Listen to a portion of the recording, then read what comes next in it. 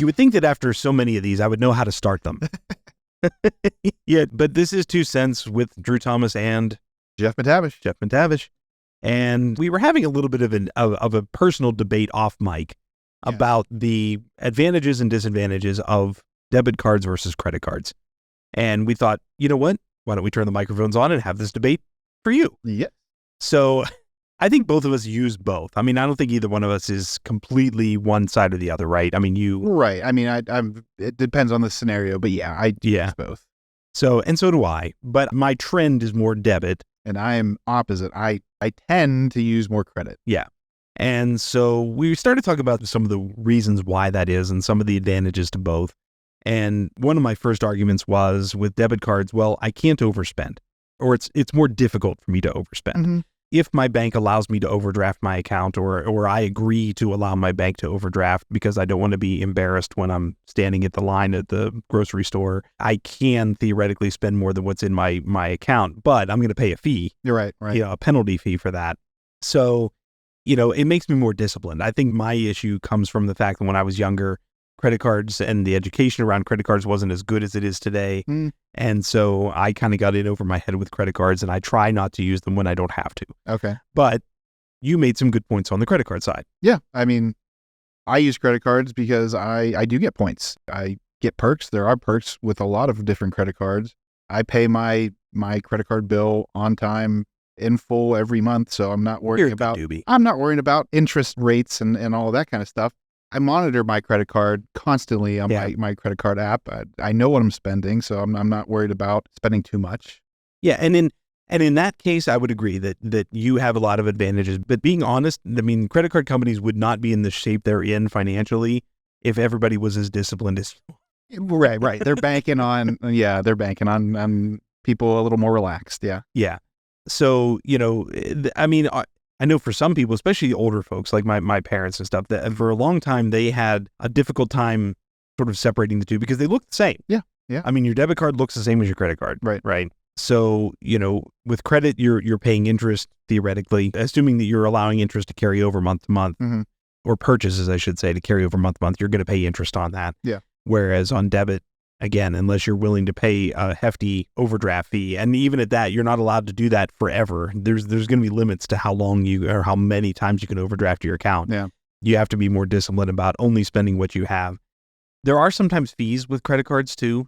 A lot of credit cards are in no annual fee. Okay. But some credit cards, there are fees too. So if you have one of these super perks credit cards out there that offer like double points or triple airline miles or something like that, sometimes there's an annual fee that you're paying for those privileges. Yeah.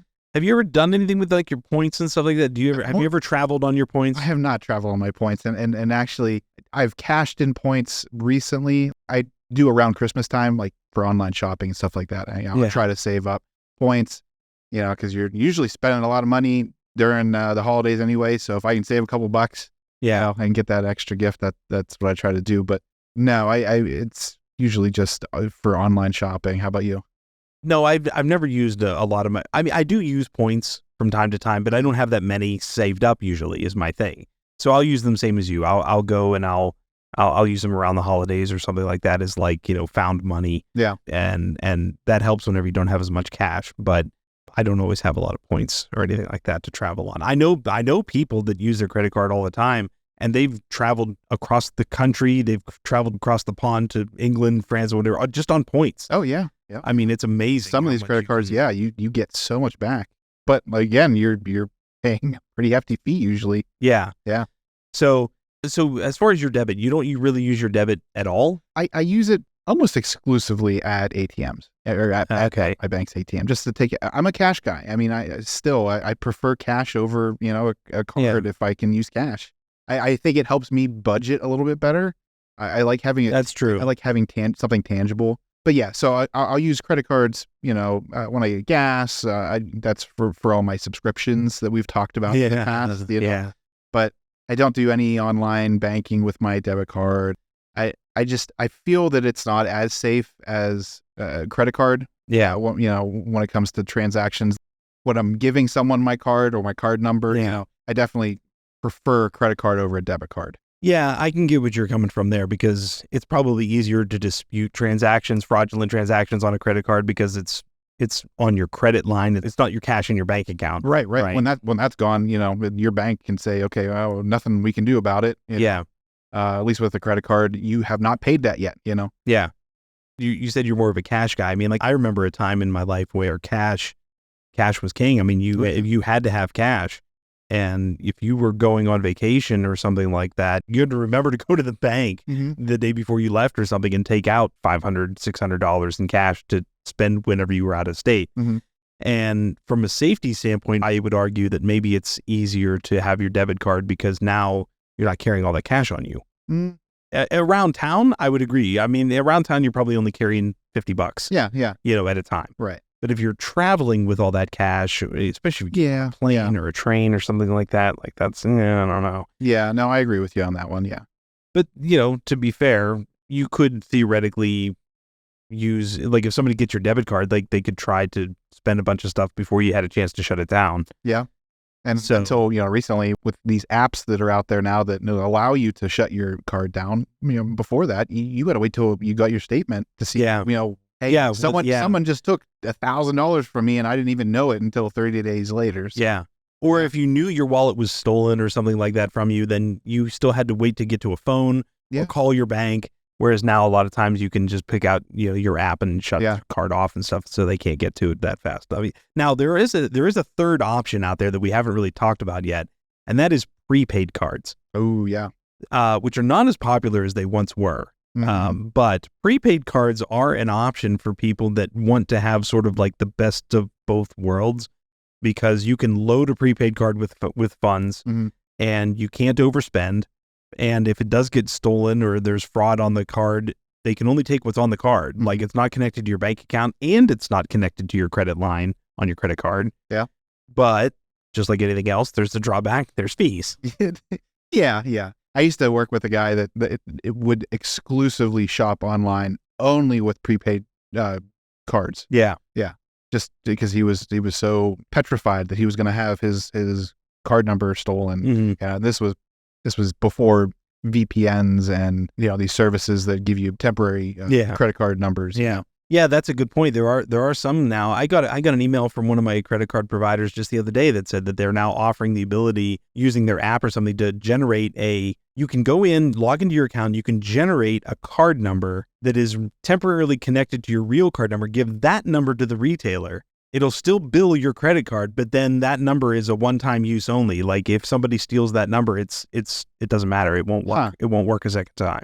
Because I know you had talked on a previous podcast episode about services like that, but yeah, that was neat. And then Apple Pay. Yeah, Apple Pay is also it's kind of like the same thing. Encrypts your card. Right, it's a one-time thing. Yeah, but you don't have to go in and manually keep generating it, which is nice. Yeah. But the prepaid cards, I know prepaid cards for a while too were big with employers for payroll. Okay. And it was really big on employers that had like temporary workers, like around Christmas, where they weren't going to be employing these people long enough to get them onto like their direct deposit process, but they didn't want to cut a physical check, so they would put it on a prepaid, payroll card. But a lot of people got upset because they would go to their bank or they would go to use it and they would have to pay a fee to get their paycheck. It's like, why am I paying money to get my own money? Yeah. So and paying taxes. And then even more money. Yeah. And then they would say, well, if you just use it in the store, you don't have to pay a fee. Like if you took it to the grocery store and bought groceries with it, there was no fee. Yeah, but what if I want to pay my electric bill? Yeah. What if I need to pay my rent or my mortgage? Like I can't do that. So prepaid cards kind of became not as popular for that kind of thing. Yeah. There's also been we were talking about fraud and we're talking about safety. Like there's also been a lot of technology changes with cards. Yeah. Over the years, going from magnetic stripes to EMV chips. Now there's NFC chips built in where your card, you don't even have to put your card into the transaction terminal. You just hover your card over top and the information goes. So any thoughts on like mag stripe versus EMV versus NFC? I mean, we had talked previously. I still am not into the tap to pay stuff. I mean, I all of my cards are chip cards, and I understand why magnetic strip cards are not safe anymore. I mean, people skim them, and it's so easy to get your credit card information from a magnetic strip versus a chip. Yeah, actually, you have to physically put it in the terminal.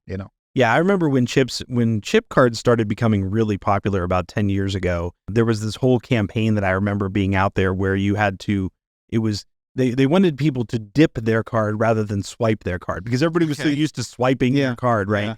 And they were told like, oh, we're going to dip your card instead of swipe your card. And that just became that never caught on because that was just weird. Yeah. But I do understand why they did it because you're right. I mean, you could take a hotel key card that has a magnetic stripe on it. And if you have the right equipment, which is not hard to get, and you stole someone's card, you could transfer that information on the magnetic strip right over to something else. Oh. I mean, it was ridiculously easy to create fraudulent cards that way. Yeah. So the EMV chips definitely made that more difficult. The NFC chips, they're good for helping to prevent fraud to a certain extent because you're not physically putting your card in contact with that machine. Mm-hmm. So a skimmer isn't going to work, right? Because you're not putting your magnetic strip anywhere near a potential skimmer or something like that. But if you see some of these things on where they're selling wallets or sleeves for your cards that say they're like NFC blocking technology, as long as nobody gets too close to you, they're not going to be able to just pull your information off of that card. But if you ride the subway, if you're in an airport, you go to a concert, anywhere where people are really packed up near you and there are people that have machines, they can just pull your card information right off of those NFC chips. Yeah, wow. So you do want to, if you have those kinds of cards, you probably do want to put them into some sort of like a protective magnetic sleeve or something like that to try to help that. So if you have a physical card, there's no 100% guarantee that, you're safe pretty much. No. I mean, unfortunately we live in a world where nothing is 100% guaranteed to be safe. I mean, you got to take a certain amount of risk, but knowing the risks is not a reason to not do it, in my opinion. Knowing the risks is just making you better prepared to deal with them. Yeah. Right. So you take as many precautions as you can. It's no different than getting in your car and driving to work. You put your seatbelt on, you hopefully have a car with working airbags. You do everything you can to try to stay safe. But at the end of the day, you are still technically taking a chance every time you get behind the wheel of a car or get on a plane or walk down your stairs, for goodness sake. I mean, nicely said. Yeah. There's absolutely no way to 100% be safe all the time. But knowing the risks, you take precautions, you do what you can, So I think that ultimately there's pros and cons to all these things. I mean, like I said, I tend to be more debit, you tend to be more credit. There's pros to your end, there's pros to my end. Whatever you as a listener decide you want to do is really up to you, but just be aware of what you can do to try to keep yourself as safe as you can, and try to get the most benefit for yourself too. Like to your point, if you're really disciplined about credit cards and you can get a bunch of points and earn miles and all that kind of stuff, go for it. Yeah. You don't have to be like me and be a debit only person, but you just got to be aware of, I guess, your own spending habits and how you tend to handle your finances. Sure. Sure. But I'd be curious. If you go to AmeriServ.com/bankchats, there is a form you can fill out and let us know, give us some comments about the show. I'd be curious, are you team debit or are you team credit? Or are you in the real minority and are you team prepaid card? I don't know. Or team cash. Yeah. Team cash. Yeah. I mean, team cash. I mean, so cash is awesome. You said about cash too and about traveling and stuff. And the other thing that gets me about cash is it's one of those things where the positive and the negative are the same. You can't track it. Yeah. You know what I mean? So if I have cash and I spend it or it gets stolen, I have no way to go to my bank and say, hey, listen, somebody stole $500 off of me. Mm-hmm. It's my word against nobody's. And, so no bank is going to say, oh, well, you claim to have lost $500 to, here, I'll just give you $500 back. That ain't going to happen. Right. So there's that too, where at least with using a debit or a credit card or something, at least there's some trackability. There's some chance, hopefully, that you can prevent that loss or recover that loss if it's out. Yeah. Cash is hard. But anyway, anything else? I think we got it. Yeah, we're good. All right. Well, hey, if you haven't had a chance to subscribe to the show, definitely we would encourage you to do that. You can listen to us on all the major podcast platforms, Apple, Amazon Music, Spotify, all those happy ones. Plus, you can check us out at AmeriServ.com/bankchats as well. The episodes are there. There's all sorts of other good information that you can download and educational stuff. Check it out. Yeah. All right. Bye, Drew.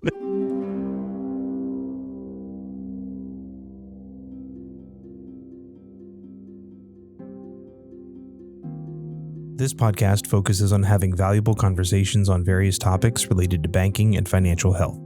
The podcast is grounded in having open conversations with professionals and experts with the goal of helping to take some of the mystery out of financial and related topics, as learning about financial products and services can help you make more informed financial decisions.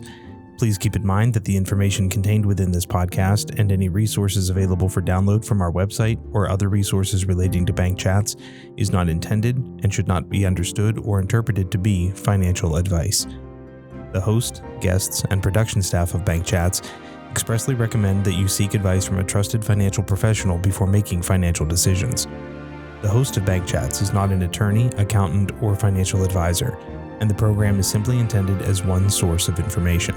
The podcast is not a substitute for a financial professional who is aware of the facts and circumstances of your individual situation.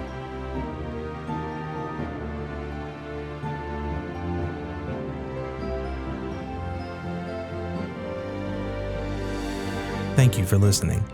Please check out our full library of episodes, which can be found on the AmeriServ.com website. You can also download or stream the podcast from your favorite podcast app.